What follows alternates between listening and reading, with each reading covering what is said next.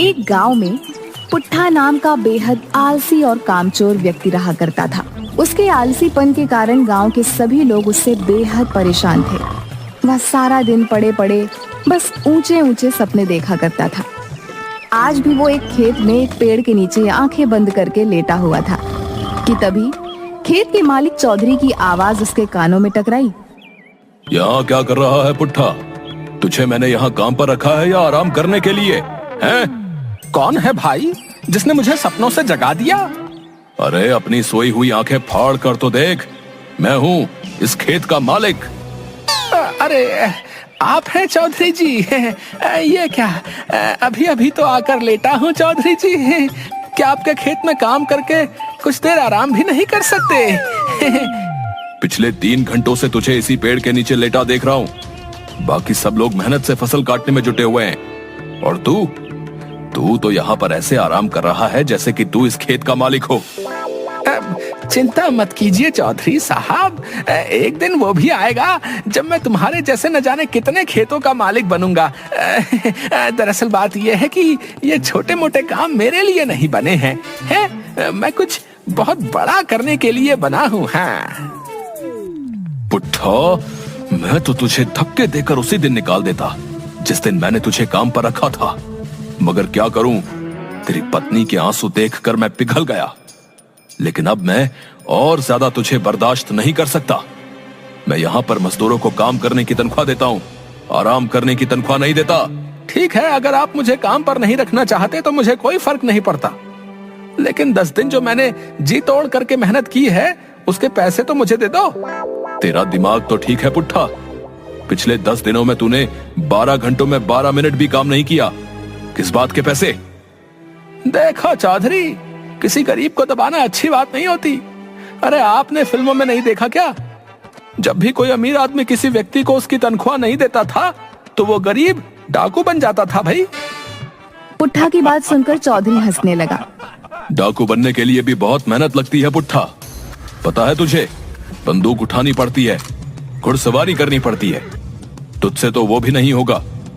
इससे पहले कि मैं तुझे धक्के देकर यहाँ से निकाल दूं, सीधी तरह से यहाँ से मेरी आंखों के सामने से दूर हो जा। चौधरी का गुस्सा देखकर पुट्ठा डर गया और चुपचाप अपने घर चला गया।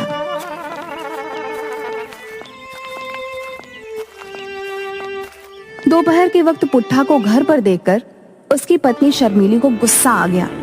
अरे इतनी जल्दी काम से कैसे आ गए? तुम्हारा काम तो शाम को खत्म होता है ना? चौधरी ने मुझे काम से निकाल दिया। काम से निकाल दिया? लेकिन क्यों? अरे मैं उसके खेतों में 10 मजदूरों के बराबर जी तोड़ मेहनत करके काम कर रहा था। कुछ मिनट पेड़ के नीचे आराम करने के लिए क्या बैठ गया है, वो बुरी तरह से भड़क गया। हे भगवान, बड़ी मुश्किल से तो चौधरी के सामने आंसू बहाकर तो तुम्हें काम दिलवाया था, लेकिन तुम्हें वहाँ से भी निकाल दिया गया। आखिर तुम्हारा ये आलसपन कब जाएगा? कब तुम कामचोर से एक मेहनती इंसान बनोगे? गांव की सारी औरतें मेरा मजाक उड़ाती हैं। अरे तुम उनकी बातों पर ज्यादा ध्यान मत दिया करो। कितनी बार कहा है कि औरतों की तो आदत ही है एक दूसरे का मजाक बनाना। तुम्हें अपनी पत्नी का मजाक उड़वाना तो मंजूर है, लेकिन काम करना मंजूर नहीं है। अरे और पत्नियों को तो शिकायत रहती है कि उनके पति उनके साथ ज्यादा समय नहीं बिता पाते। तुम्हें तो खुश होना चाहिए शर्मिली कि तुम्हारा पति तुम्हारे हमेशा आसपास रहता है। इस तरह से तुम्हारे आसपास होने से मुझे क्या फायदा? इससे तो अच्छा तुम गायब हो जाओ। रसोई घर में कल रात ही आटा खत्म हो गया और राशन भी बिल्कुल नहीं है। मुझे कोई मतलब नहीं है, कहीं से भी लाओ पर राशन लेकर आओ। मैं राशन कहाँ से लेकर आऊंगा शर्मिली? चौधरी ने मुझे 1 पैसा भी नहीं दिया। पैसे काम करने के दिए जाते हैं, आराम करने के लिए नहीं दिए जाते। जो भी हो, मैं तुम्हें काम पर लगवाते लगवाते तंग आ चुकी हूँ। जाओ किसी से उधार मांग कर लाओ या डाका डाल कर लाओ, लेकिन आज तुम्हें महीने भर का राशन लेकर आना है। उसके बाद तुम महीने भर आराम से चाहे तो सोते रहना। मैं तुमसे कुछ नहीं बोलूंगी। और सुनो, राशन लिए बगैर घर में घुस मत जाना। इतना कहकर शर्मिली ने वहाँ रखा चाकू गुस्से से उठा लिया। ये क्या कह रही हो शर्मिली? मैं तुम्हारा पति हूँ, क्या तुम मुझे मारकर विधवा बनोगी? इससे तो अच्छा मैं विधवा ही सही रहूंगी। कम से कम मुझे सुकून तो होगा कि मैं विधवा हूँ, मेरा पति मर चुका है। शर्मिली का गुस्सा देख पुट्ठा तुरंत बाहर आ गया और बड़बड़ाते हुए बोला, हे भगवान, बच गया आज। ये शर्मिली को आज क्या हो गया? आज तो मेरी खैर नहीं। आज तो शर्मिली ने साक्षात काली का रूप ले लिया। लेकिन मैं राशन कहाँ से लेकर आऊंगा? गांव के हर व्यक्ति से तो मैं उधार मांग चुका हूँ। कोई तरकीब तो निकालनी पड़ेगी, नहीं तो आज शर्मिली मुझे नहीं छोड़ेगी। हाँ। तभी शर्मिली अंदर से चीख कर बोली, बाहर खड़े मत रहो, महीने भर का राशन लेकर आओ। जाता हूँ। पुट्ठा तेजी से बाजार की ओर चल दिया।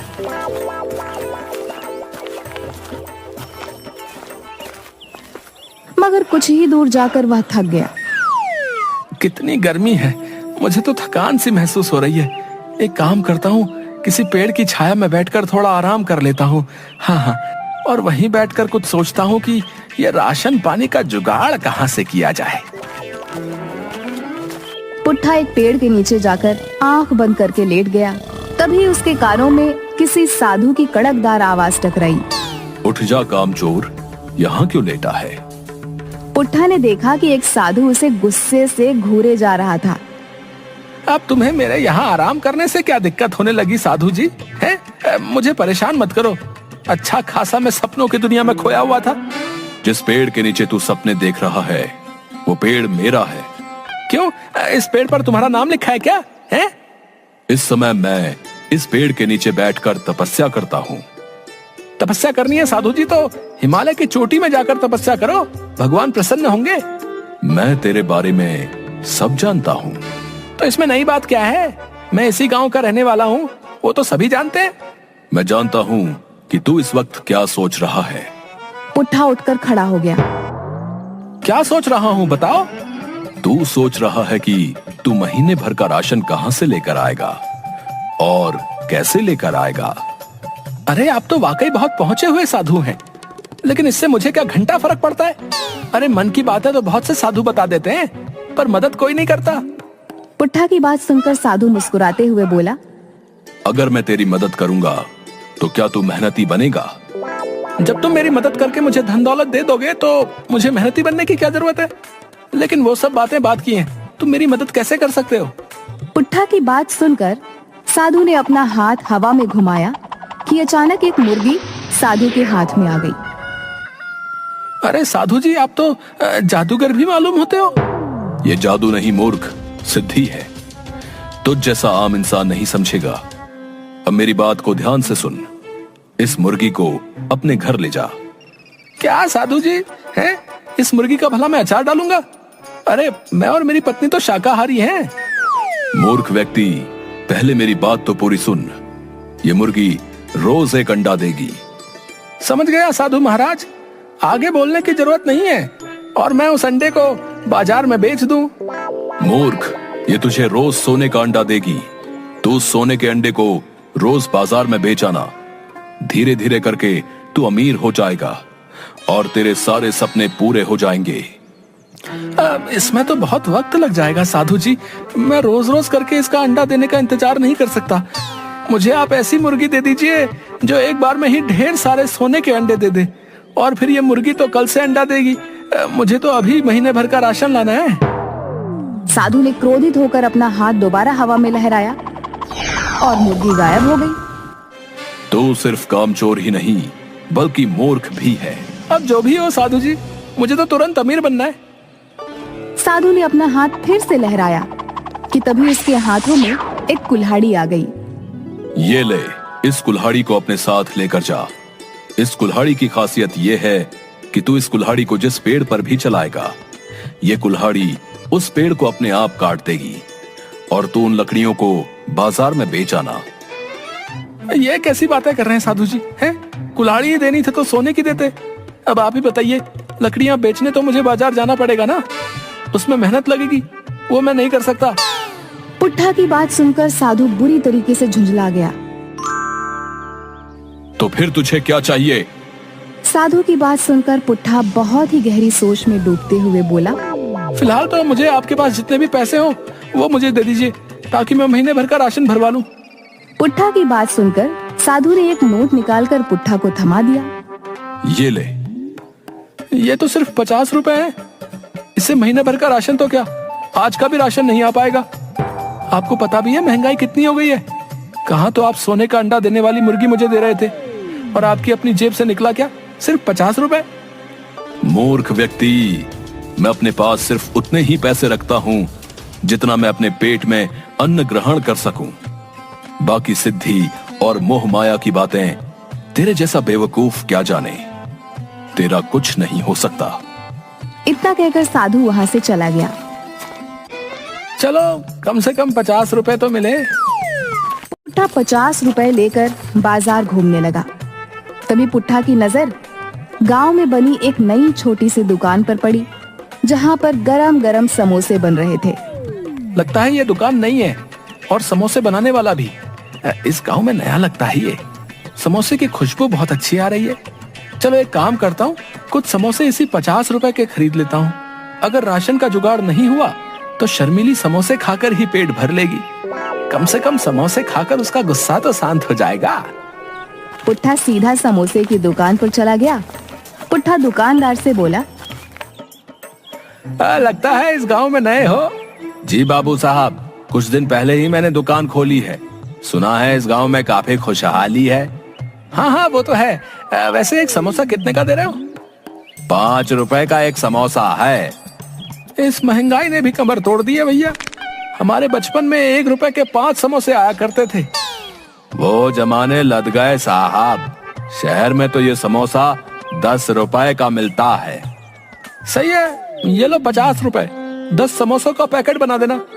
मैं कुछ देर बाद आपसे आकर ले लूंगा, ठीक है? ठीक है। पुट्ठा समोसे वाले को पैसे देकर बाजार में इधर उधर नजरें दौड़ाने लगा। तभी उसकी नजर एक राशन की दुकान पर पड़ी। पुट्ठा उस दुकान में घुस गया। ये लो झोला और महीने भर का राशन भर दो, और पैसे हिसाब में लिख लेना। मैं अगले महीने दे दूंगा, ठीक है? तेरा दिमाग तो ठीक है पुट्ठा, हैं? अबे तूने तो पिछली उधारी ही नहीं चुकाई। पिछले 6 महीने से तू मुझसे यही कह रहा है कि कल दे दूंगा, कल दे दूंगा। मेरे पैसे देना तो दूर, तू उल्टा उधार मांगने वाला चला आया। भाग यहाँ से। अरे अगर राशन नहीं देना तो अकड़ क्यों रहे हो भैया? हैं? आपको किसी गरीब की बेइज्जती करते हुए शर्म नहीं आती? अबे तू पिछला उधार दिया नहीं और नया उधार मांगने और आ गया। तेरी आरती उतारू क्या है बे? देख पुट्ठा, मैं तुझे 1 रुपए का भी उधार नहीं देने वाला। सबसे पहले पिछली उधारी चुका, और उसके बाद जो भी सामान खरीदना है नगद खरीद। तभी दुकानदार के पास उसका नौकर भोला आ गया। दुकानदार भोला से बोला, अरे भोला, वो जो समोसे वाला है, उससे तू मेरी पत्नी का हार छुड़वा आया क्या? हाँ साहब, मैंने उसे पूरे पैसे दे दिए। भोला की बात सुनकर पुट्ठा सोच में पड़ गया। उसने आंखों के इशारे से भोला को अपनी ओर बुलाया। इतनी बड़ी राशन की दुकान का मालिक होकर इसने उस समोसे वाले को अपनी पत्नी का हार क्यों दे दिया? अरे वो समोसे वाला जो है ना, समोसे के साथ साथ ब्याज का भी काम करता है। मालिक को पैसों की जरूरत थी, तो उन्होंने अपनी पत्नी का हार समोसे वाले के यहाँ गिरवी रख दिया। आज पैसे देकर वो हार छुड़वा लिया। तभी पुट्ठा के दिमाग में एक विचार आया। बड़ा अकड़ रहा था ना, अभी तुझे बताता हूँ।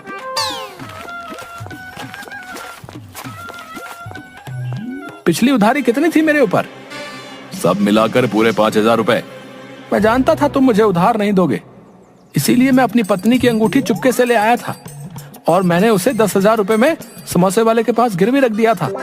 तुम एक काम करो, पूरे 5,000 रुपए का राशन मुझे दे दो, और अपने नौकर भोला को मेरे साथ समोसे वाले के यहाँ भेज दो। मैं समोसे वाले से पैसे दिलवा लूंगा। पुट्ठा की बात सुनकर दुकानदार सोच में पड़ गया। तेरी बीवी के पास सोने की अंगूठी कहाँ से आई बे? अरे मैं कामचोर हूँ, लेकिन मेरी बीवी अच्छे परिवार की है। उस बेचारी को तो पता भी नहीं है कि मैंने उसकी अंगूठी गिरवी रख दी है। दुकानदार ने पुट्ठा की बात पर यकीन कर लिया और पूरे 5,000 का राशन उसे दे दिया और भोला को पुट्ठा के साथ भेज दिया। पुट्ठा उस समोसे वाले से दूर जाकर खड़ा होकर बोला, अरे समोसे वाले भैया। जी भैया। वो 10 का पैकेट तुम भोला को दे देना। ठीक है भैया।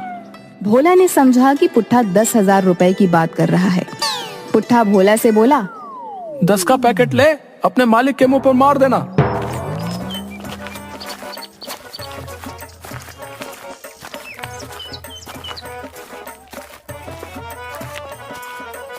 राशन देखकर शर्मीली हैरत में पड़ गई। ये महीने भर का राशन कहाँ से ले आए तुम? अरे तुमने तो कहा था चोरी करके लाओ या डाका डाल कर लाओ, कहीं से भी लाओ, तो मैं ले आया भाई। हे भगवान, उस वक्त मैं गुस्से में थी। तुमने कहीं वास्तव में चोरी तो नहीं की? अरे नहीं नहीं शर्मिली, इस बार मैंने अपना तेज दिमाग का इस्तेमाल किया है। अब देखना, कुछ ही दिनों में मैं तुम्हें रानी बना दूंगा, रानी। हाँ। पुट्ठा ने इतना कहा ही था कि तभी राशन वाला पुलिस लेकर वहां पहुंच गया और पुट्ठा की सारी करतूत पुट्ठा की पत्नी को बता दी।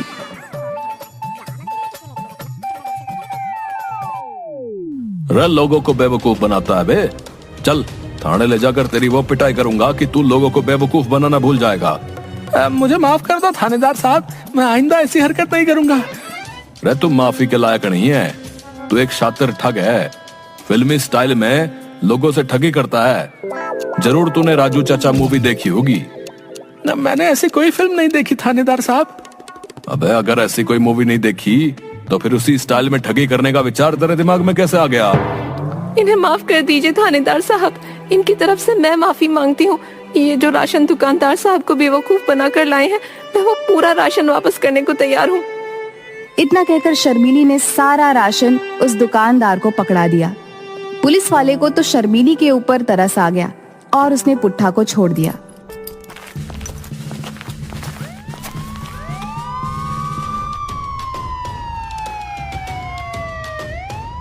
देखा तुमने, अब तो पुलिस भी हमारे दरवाजे पर आ गई।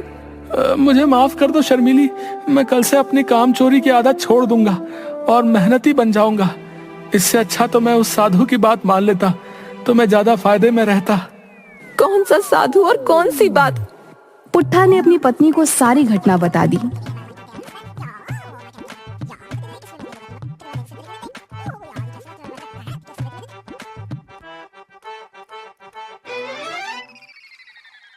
साधु ने बिल्कुल सही कहा था, तुम वाकई एक बेवकूफ आदमी हो। अपने नाम के मुताबिक पुट्ठा के पुट्ठा ही रहोगे। उस रात शर्मीली और पुट्ठा भूखे ही सो गए और अगली सुबह शर्मीली जब आंख खोलती है तो शर्मीली ने देखा उसके बगल में कुछ पैसे रखे हुए थे। शर्मीली ने तुरंत अपने पति पुट्ठा को उठाया। ये पैसे कहाँ से आए? पैसों को देखकर पुट्ठा सोच में पड़ गया। तभी सामने वही साधु प्रकट होकर बोला, ये पैसे मैंने रखे हैं बेवकूफ, क्योंकि तूने मुझसे पैसे ही मांगे थे। चाहता तो मैं तुझे सोना चांदी भी दे सकता था, लेकिन उससे तू और कामचोर हो जाता। इन पैसों से अपने घर का महीने भर का राशन ले आना और इनमें से जो कुछ पैसे बचेंगे तो उन बचे हुए पैसों से कोई छोटा मोटा कारोबार कर लेना और मेहनत से पीछे मत हटना। मुझे माफ कर दीजिए साधु महाराज, मैं मेहनत से अब पीछे नहीं हटूंगा। हाँ। साधु मुस्कुराता हुआ वहां से गायब हो गया और पुट्ठा देखते ही देखते मेहनती और एक सफल कारोबारी बन गया। कुछ ही सालों में वो गांव का सबसे अमीर आदमी बन गया। आज पुट्ठा की गिनती सफल व्यापारियों में होती है।